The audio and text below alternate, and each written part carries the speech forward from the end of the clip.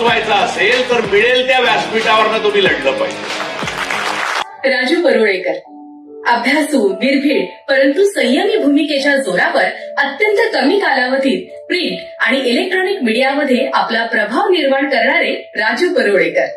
ते लेखक, ब्लॉगर, कवी आणि राजकीय विश्लेषक आहेत. तत्वनिष्ठता अंगीकारून जे सत्य आहे ते ठामपणे आणि परखडपणे बोलणाऱ्यांपैकी एक म्हणजे राजू परुळेकर. ते आणि मी. Ideas are dangerous, the game changer, in the court of political philosophy अशी अनेक सामाजिक आणि राजकीय विषयांवर आधारित पुस्तकेही त्यांनी लिहिली. त्यांच्या या महत्वपूर्ण कार्याबद्दल समष्टी उल गुलाम पुरस्कार 2025 या पुरस्काराने त्यांना गौरविण्यात येत आहे. मानपत्र, सन्मान चिन्ह, विक्रांत देसाई यांनी साकारलेली कलाकृती. मला एक गोष्ट बाबूजींचं भाषण ऐकताना सतत लागली. म्हणजे मी भूषण गवई जे महान देशाचे चीफ जस्टिस होणार आहेत त्यांना मी पण थोडा ओळखतो, 2दा-3दा भेटलो पण आहे. माणूस सायकल विसरतो चालवायला, ही गोष्ट माझ्या डोक्यात बसली. आणि मी इतका वेळ म्हणजे दिशा बोलत होती त्या दिशाचं मी सगळं कंटेंट ऐकून डोक्यात साठवलं आणि मी त्याच्यावर नंतर विचार करेन. पण माझ्या डोक्यात सायमल्टेनियसली जर कोणती गोष्ट चालू होती तर आपण काय सायकल चालवायला शिकलो ते विसरलो. हे पक्क माझ्या लक्षात आलं की हे इतकं सुंदर रूपक आहे की एक प्रोग्रेसिव्ह, एक पुरोगामी देश प्रतिगामी होतो हे आपल्या डोळ्यासमोर घडलं. म्हणजे असं होऊच शकत नाही असं 11 वर्षापूर्वी मी म्हटलं असतं, नितीननेही म्हटलं असतं. किंबहुना जात ही या समाजात असली, धर्म या समाजात असला आणि छुपेपणाने सगळ्या गोष्टी करत असले तरी सुद्धा त्याला बोलण्याला सार्वजनिक ठिकाणी प्रतिष्ठा नव्हती.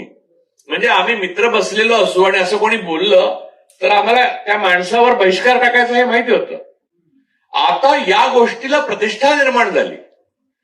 म्हणजे मगाशी हर्षवर्धन सपकाळजी आले होते, ते म्हणाले की माजी खासदार आणि तो सुद्धा सत्ताधारी पक्षाचा, तो मंदिरात गेला. एकतर तो मंदिरात का गेला ते मला माहित नाही, पण तो मंदिरात गेला तर त्याला सोवळं नाही आणि जानवं नाही म्हणून परत पाठवला. पण त्याने मंदिरात जाण्या अगोदर एकदा आपल्या राष्ट्रपती द्रौपदी मुर्मूनं पाहिलं असतं तर त्याला कळलं असतं की त्या किती बाहेर उभ्या राहतात.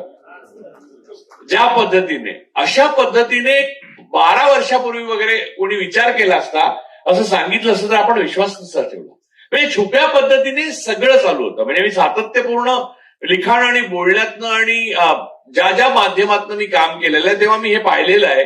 आणि नितीनने अतिशय योग्य सांगितलं की आम्ही प्रिव्हिलेज माणसं आहोत खरं तर.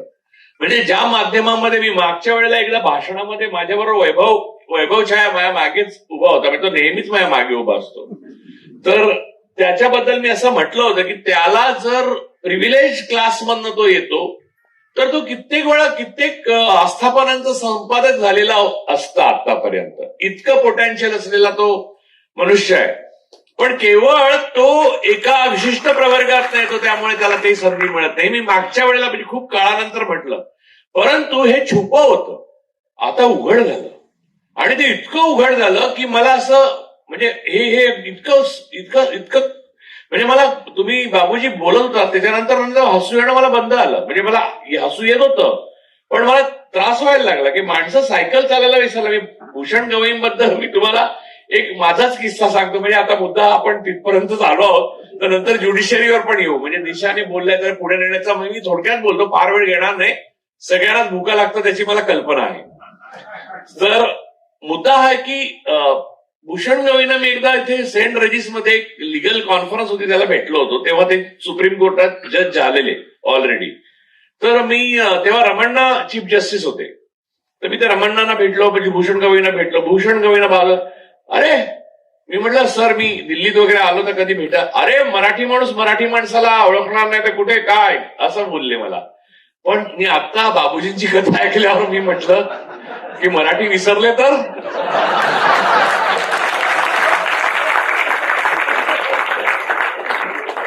हताश झालो मी. परंतु ज्युडिशरीमध्ये या गोष्टीची कमाल जी बाबूजींनी आता सांगितली तीच नाहीये. स्वतःवरच झालेला बलात्काराचा आरोप स्वतःच ऐकून स्वतःच दोषमुक्त करणारे चीफ जस्टिस पण आपल्याला भेटलेले आहेत. त्यामुळे देवाचा संदेश घेऊन डायरेक्ट देवाकडनं आदेश घेऊन, म्हणजे शेवटचं रिलिजन, शेवटचा धर्म इस्लाम असं मानतात. तर मोहम्मद हे प्रॉफिट आहेत, प्रेषित आहेत, त्यांना अल्लाहकडनं संदेश आले, त्यानंतर कोणी प्रॉफिट होऊ शकत नाही. पण आपले चीफ जस्टिस त्यांना देवाकडनं संदेश आले आणि त्यांनी मंदिर बांधायला परवानगी दिली, ज्याच्यावर आपण सही पण नाही केली, कारण आदेश वरनं आलेला.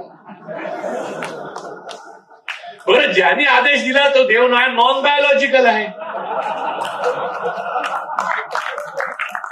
त्यामुळे एवढ्या कॉम्प्लिकेटेड देशामध्ये आपण राहतो जिथे सायकल चालवायला माणसं विसरतात.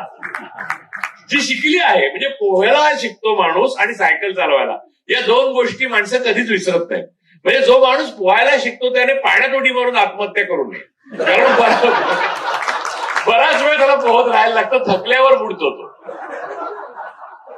त्यामुळे एवढी मेहनत आत्महत्येसाठी घ्यायची गरज नाही, त्याहून आधुनिक साधनं आलेली आहे. आणि भारत देशाचं उदाहरण पाहता किती आधुनिक साधनं आत्महत्या करण्याची सामाजिक आलेली आहेत हे आपण बघू शकता.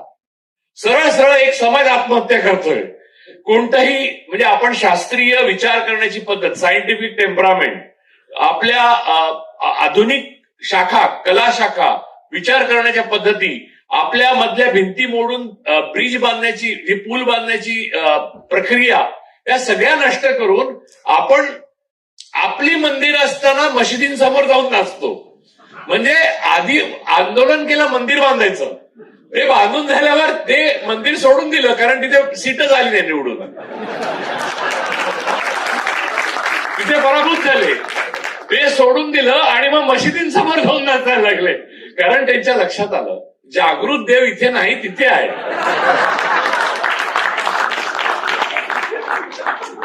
आता मगाशी राहुल जेव्हा सांगत होता फडणवीसांची हकीकत, की सोमनाथ सूर्यवंशीची जी हत्या आली कोठडीमध्ये, त्याच्यावर ते हाऊसमध्ये असं म्हणाले की त्याला हार्ट अटॅक आलाही असेल, आपल्याला काय माहित. शेवटी मनुष्य गेल्यावर अनेक कारणांनी तो जातो, पण शेवटी हार्ट अटॅक येतो त्याला. त्यामुळे मेरे मन को भाया मैंने कुत्ता काट के खाया या लेवलला राज्य करतायत. आणि या प्रकारचं राज्य आपण म्हणजे मला अनेकदा असं वाटतं की माणसं केवळ डावीकडनं जायला लागतं आणि उजवीकडनं गेलं तर प्रॉब्लेम होतो किंवा पकडतात, असं कोणीतरी पूर्वी सांगितलंय म्हणून डावीकडनं चालत राहतात.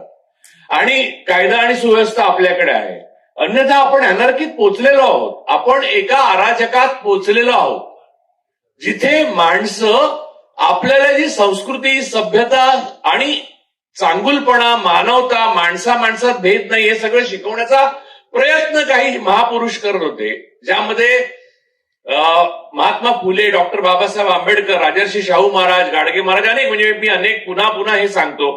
तर ह्या सगळ्या माणसांनी जे शिकवण्याचा प्रयत्न केला ते अंडू करणं, म्हणजे ते पुसून टाकण्याकरता जी झटापट चाललेली आहे, जी प्रयत्न चाललेले आहेत, म्हणजे मला एक कळत नाही की आता महात्मा फुल्यांवर चित्रपट येऊ पाहतोय, त्याच्यावर कालच, म्हणजे आता एवढा गदारोळ झाला, मी स्वतःही बोललोय, आणि या विषयांवर सर्वसाधारणपणे कोणी कमर्शियल व्हेंचर करत नाही.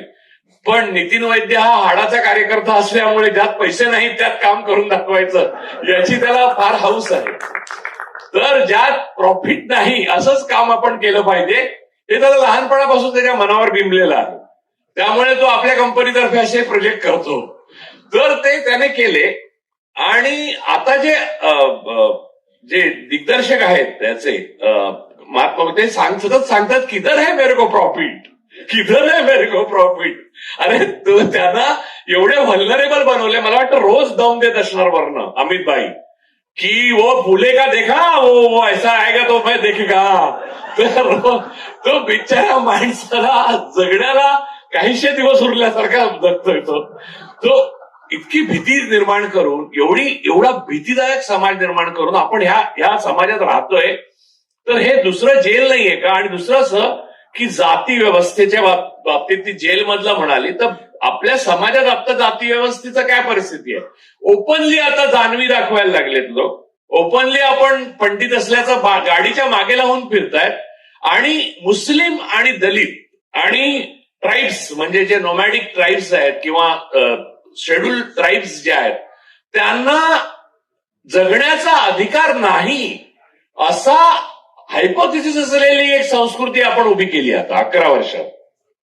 आणि या गोष्टीला पंतप्रधान, राष्ट्रपती, एक्झिक्युटिव्ह सगळे, ज्युडिशरी सगळ्यांनी पाठिंबा देण्यासारखंच आहे.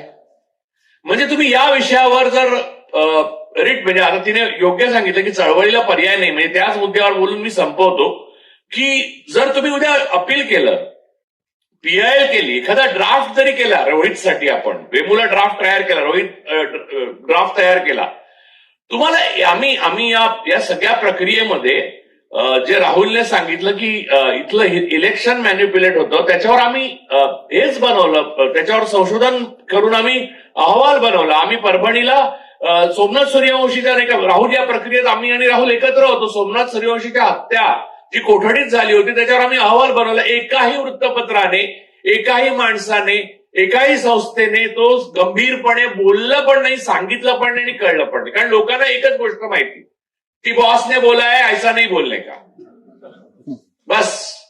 म्हणजे 2 माणसं हा देश चालवतायत, 2 माणसं हा देश विकत घेतायत आणि उरलेली 15-20 माणसं मुख्यमंत्री म्हणून वेगवेगळ्या राज्यामध्ये थैमान घालतायत. या पद्धतीने काम होतं. म्हणजे मला तर कधी कधी ना महाराष्ट्रामध्ये काही काही गोष्टींचा खूप कन्फ्युजन आहे. उदाहरणार्थ मला बाळासाहेबांचे विचार कुठचे होते हे लहानपणापासूनच कळलं नाही. कारण बाळासाहेब असतानाच मला विचार करायचे नाहीत त्यांचे. ते जे बोलायचे त्याचे साधारण मी जर नमुना दाखवायचा झाला तर, विषय मोठा आहे, वेळ कमी आहे, हे वाक्य पहिलं असायचं त्यांचं. आणि मग ते नकला करायचे 5-6. मग पुष्पा भावेंना भावीण म्हटलं वगैरे, अशा 4-5 गोष्टी करायचे. मग प्रमिला दंडवते सर्वांना गंडवते वगैरे बोलायचे. आणि मग मला असा शेळपट शिवसैनिक नको, मला पेटून उठणारा शिवसैनिक हवा असं सांगून जय महाराष्ट्र म्हणून निघून जायचे. आणि मग दुकानामध्ये तोडफोड करायचे किंवा गुलाल उधळत विचारांचा गुलाल उधळत लोक घरी जायचे. आता हा विचार पळवण्याची स्पर्धा लागलेली. आता हा कुठचा विचार आहे? मला लहानपणापासून मी बाळासाहेबांचा विचार शोधतोय, मला शरद पवार साहेबांचा पण विचार शोधतोय. महाराष्ट्रात या 2 महान माणसांचा 60 वर्षात विचार मलाच नाही मिळालेला.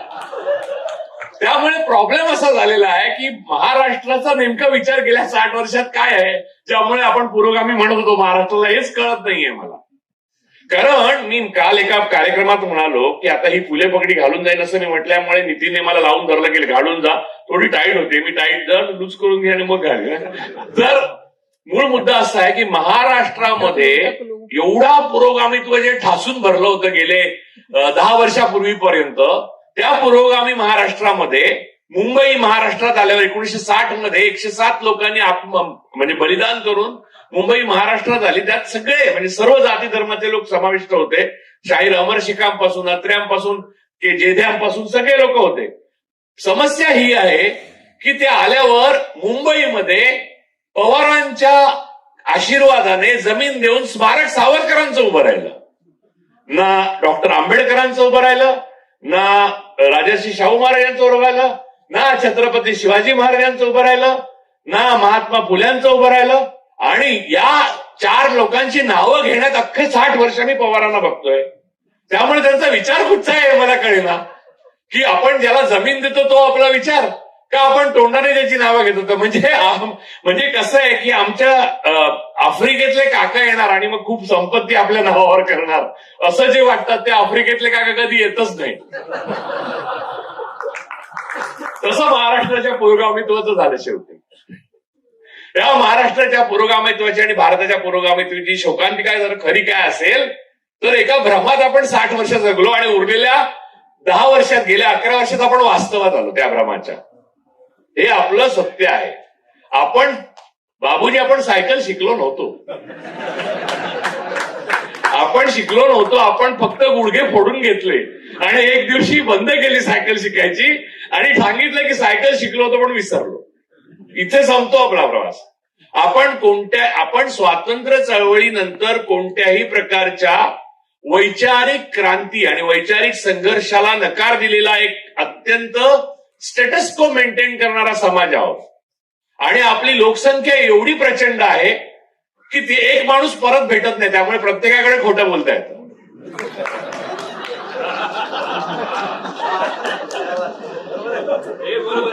त्यामुळे लोक म्हणजे नेते त्यातूनच लोकनेते तयार झाले. आपल्या देशात इतके असंख्य लोकनेते नंतर ग्रामसिंह तयार कसे झाले? कारण प्रत्येक निवडणुकीत भासणारा नवीन पिढी समोर की बाळासाहेबांचा तेजस्वीपणा हा मागच्या पिढीला माहित आहे, तो तुरुंगात गेला, तर तो आता नवीन आलेला त्याला काय साहेब बोलतात तो आतमध्ये. तर मग माणसांची कमी नाही. आपल्या देशामध्ये माणसं एवढी वाढली पण विचार अतिशय पातळ होत गेले आणि तो पेटवण्याकरता, त्या प्रकारचं मशागत करण्याकरता, त्या प्रकारचं बौद्धिक क्रांती करण्याकरता माणसं आपल्याकडे कमी कमी होत गेलेली दिसतात. आणि जी थोडी माणसं होती त्यातली अर्धी हिपोक्रॅट होती. म्हणजे कम्युनिस्ट पार्टीला 70 वर्ष लागली की आपल्या पॉलिट ब्युरोमध्ये ब्राह्मण सोडून कोणतरी असलं पाहिजे बाबा, असं वाटलं त्यांना. इथे शरद पाटील तळमळीने लिहित होते की जात व्यवस्था बघा, जात व्यवस्था, मार्क्सवाद जात व्यवस्थेखेरीज काही अर्थ नाही बघणं. तरी सुद्धा पॉलिट ब्युरोमध्ये 70 वर्षानंतर नॉन ब्राह्मीण आला. तीच अवस्था ज्युडिशरीची आज. बरं, ज्युडिशरीला खायला टापल्या पॉलिटिकल लिडर्स आणि ब्राह्मणिझम म्हणजे RSS की ते बघतायत कोणत्या पद्धतीने कलसियम नष्ट करून आपल्या हातात अपॉइंटच साहेब, नॉन बायोलॉजिकल साहेब करतील. डायरेक्ट जा तू आज उद्यापासून न्यायाधीश संबित पात्रा जा, चीफ जस्टिस ऑफ इंडिया. तर उसके पास डिग्री कहाँ है? तो मेरे पास कहाँ थी? मैं तो थोडी पढ़ लिख के यहां तक आया. तर आता याला काय उत्तर देणार? म्हणजे मी लहानपणी एकदा तर्काविना माणूस कसा निरुत्तर करू शकतो हे देवीलालांचं ऐकलं होतं.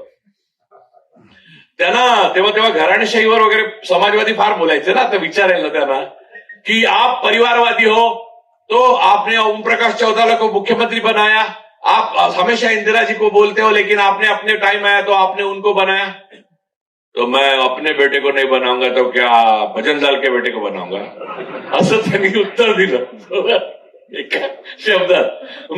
नाही मला तेव्हा मी माझ्या मुलाला मुख्यमंत्री नाही करणार, का भजनलालच्या करणार. आता इतकं साधं निरुत्तर करणारं इलॉजिकल उत्तर ज्या देशात मिळालं ना त्या देशात तेव्हाच आपण शहाणपणाने समजायला पाहिजे होतं की भविष्य काय आहे आपलं. ते न विचार करता आपण मौज करत राहिलो आणि वैचारिक मौज करत राहिलो. ती वेळ आता गेलेली आहे. आता युद्धाची वेळ आलेली आहे. अनफॉर्च्युनेटली, दुर्दैवाने, आता मी माझं शेवटचं स्टेटमेंट काय ते करतो कारण मला उलगुलान पुरस्कार मिळाला. मी लायक आहे की नाही मला माहित नाही, पण मी ते सांगतो. जेव्हा तुम्ही शांततेच्या काळात घाम गाळता एखाद्या गोष्टीवर, व्यायामावर, कवायतीवर आणि पूर्वतयारीवर, तेव्हा युद्धात तुम्हाला रक्त कमी गाळावं लागतं. हा तो देश आहे गेल्या 70 वर्षात आपण घाम नाही गाळला. त्यामुळे आता आपल्याला पर्यायाने रक्त जास्त गाळावं लागणार. त्याची तयारी आतापासून सुरू करा. या रात्रीची पहिली जर कोणती माझी म्हणून घोषणा असेल तर तुम्हाला किंमत द्यावीच लागेल. स्वातंत्र्य भीक म्हणून कोणी देत नाही, ते संघाने हिरावून घेतलेलं आहे, ते तुम्हाला खेचूनच परत घ्यावं लागेल. आणि तो स्वातंत्र्य लढा ब्रिटिशांबरोबरच्या स्वातंत्र्य लढ्याहून गंभीर आणि जोरदार असणार आहे. आणि यामध्ये सगळ्यात मागासलेल्या असं मानल्या गेलेल्या जाती जमाती, नंतर वर्ण व्यवस्थेतल्या खालच्या पातळीवर म्हणजे खाली गेलेल्या, जे ब्रह्माच्या मुखातनं नाही आले, खांद्यातनं आले, मग त्याच्यानंतर आले, असं ते जे काय आहे त्यांचं सर्वात महत्वाचं दमन आणि त्यांचं संपूर्णपणे आवाज बंद करण्याचा प्रयत्न केला जाईल. आणि नंतर मुस्लिम आहेतच, इसाई आहेतच. गोळवलकरांनी तुमच्यापासून काही लपवलं नव्हतं. गोळवलकरांनी हे लिहून ठेवलं होतं, आपण वाचलं नाही. त्यांनी आपले शत्रू लिहून ठेवलेले आहेत. त्यामुळे या गोष्टी आता तुम्हाला अपरिहार्य आहेत. तुम्ही त्यांचे शत्रू आहात, मी त्यांचा शत्रू आहे हे त्यांनी लिहून ठेवलंय आणि आपण त्यांना मित्र मानत राहिलो. मगाशी मला काल वैभवला सांगायचं वाटतं की मला काल फोन आला आपल्याच मित्रांचा, जे उदारमतवादी समाजवाद आणि काय काय एकंदरीतच त्यांना राग आलेला आहे गव्हर्नमेंटचा. तर ते सगळे म्हणाले की असं कसं गव्हर्नमेंटचं चिन्ह वगैरे तिकडे आपण जाऊन बोलायचा वगैरे चुकीचं आहे. तर मी म्हटलं मग तू जाणार आहेस का? तुम्ही म्हटलं मी जाणार आहे, मी ठरवलंय. का? मी म्हटलं मी पहिल्या दिवशी जे ठरवतो तेच शेवटच्या दिवसापर्यंत ठरवतो. त्यामुळे चिन्ह आहे नाही याच्याशी मला काय, माझ्या बाजूला भागवत येऊन बसले तरी मला फरक नाही पडत. भागवतांबद्दल मला थोडंफार प्रेमच आहे, कारण ते जनावरांचे डॉक्टर आहेत, मला जनावरांबद्दल प्रेम.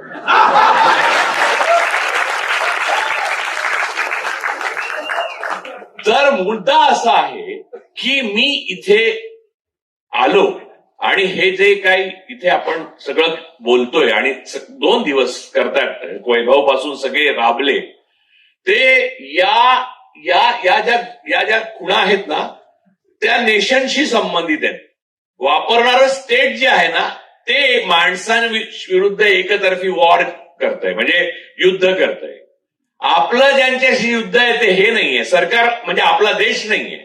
आपला देश जर वाचवायचा असेल तर मिळेल त्या व्यासपीठावरनं तुम्ही लढलं पाहिजे, आणि जमलं तर त्यांच्याच व्यासपीठावर लढणं तर सोपं होईल. कारण कसं आहे, आपल्या घरात घाण कशाला करा, त्यांच्याच घरात जाऊन जर तुम्ही तिथे काहीतरी युद्ध खेळला तर बरं होईल ना. माझं एकच म्हणणं आहे की आपापसामध्ये हे जे हेवेदावे, इगो आणि या प्रकारच्या ज्या वृत्ती आहेत त्या आता तरी बंद केल्या पाहिजेत. मला आंबेडकरी चळवळीच्या शोकांतिकेबद्दल एक गोष्ट मला नमूद करावीशी वाटते. मध्यंतरी आपले नॉन बायोलॉजिकल पंतप्रधान इथे आलेले, दीक्षाभूमीवर गेले आणि त्यांचं हस्ताक्षर बदलत राहिलं तिकडे, कारण बायोलॉजिकल माणसाचं हस्ताक्षर एक असतं, नॉन बायोलॉजिकलला हस्ताक्षराची मर्यादा नाही, इन्फिनिटीकडे जातं हस्ताक्षर. तर त्यांनी जे लिहिलं होतं संदेश, त्याच्या खाली त्यांची सही होती, त्यामुळे तो त्यांचाच मानायचा संदेश, असं एक अध्यारूत आहे. आतापर्यंत तरी असं मानलं जातं. आता कोर्टाने काय वेगळा निर्णय दिला तर गोष्ट वेगळी. पण त्यामध्ये एक गोष्ट मी पटकन पाहिली आणि ती गोष्ट माझ्या मनाला खूप लागली. त्या संदेशाच्या पहिल्या ओळीमध्ये डॉक्टर बाबासाहेब आंबेडकरांचं नाव फक्त बाबासाहेब आंबेडकर असं लिहिलेलं होतं, आणि तिसऱ्या ओळीमध्ये परमपूज्य डॉक्टर बलिराम हेडगेवार असं लिहिलेलं होतं. आपल्या महान नायकाचा अनुयायी पराभव कसा करतात त्याचं हे उत्तम उदाहरण आहे. आणि आपल्या खलनायकाला सुद्धा अनुयायी कसा वरती नेऊन ठेवतात त्याचंही हे उत्तम उदाहरण आहे. हे कायर होते, हेडगेवार भित्रे होते, ज्यांनी बोसानं सुद्धा भेटायला नकार दिला, कारण खोटं ब्रिटिश सरकार रागवेल म्हणून आतमध्ये आजारीपणाचं नाटक केलं. पण त्यांचं परमपूज्य डॉक्टर, कारण त्यांच्या अनुयायांची सत्ता आली. जर आज बाबासाहेबांच्या अनुयायांची सत्ता आली असती, त्यांची वज्रमूठ टिकली असती, तर डॉक्टर बाबासाहेब आंबेडकर, संविधानकार डॉक्टर बाबासाहेब आंबेडकर, विश्वरत्न संविधानकार डॉक्टर बाबासाहेब आंबेडकरचं काहीतरी लिहिलं असतं. आणि मला खात्री आहे की त्यांच्या अनुभव डॉक्टर बाबासाहेब आंबेडकरांच्या अनुयायाने जर लिहिलं असतं तर स्वतःच्या हस्ताक्षरात लिहिलं असतं. निदान प्रामाणिकपणा तेवढा तर त्याच्यात असतात. पण या सगळ्या क्रांतीची सुरुवात जय भीम पासून झाली होती, आणि या क्रांतीची अखेर सुद्धा जय भीमनेच होईल, एवढा आशावाद प्रकट करून मी थांबतो. जय भीम.